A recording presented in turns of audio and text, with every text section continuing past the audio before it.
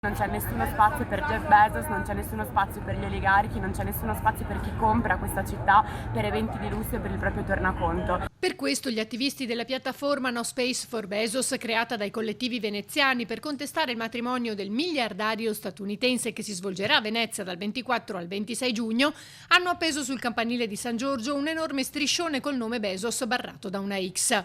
Azione che invita la città a un'assemblea venerdì 13 giugno alle 18 in Erbaria a Rialto. Per le mobilitazioni di quest'estate, per fare 3 giorni di accoglienza a Jeff Bezos quando verrà qui con tutta la sua truppa a ancora una volta comprare questa città, quindi ci vediamo venerdì. I collettivi contestano sia la logica di Venezia come teatro di grandi eventi in sequenza, sia la figura di Bezos, colpevole a loro dire di aver creato un business che si basa su emissioni che aggravano la crisi climatica e compressione dei diritti sindacali.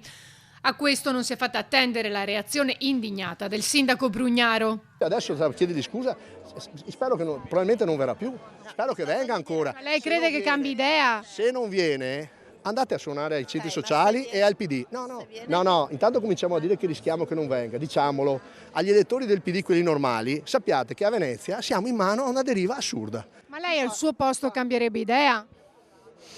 Ma forse per far rabbia a loro no.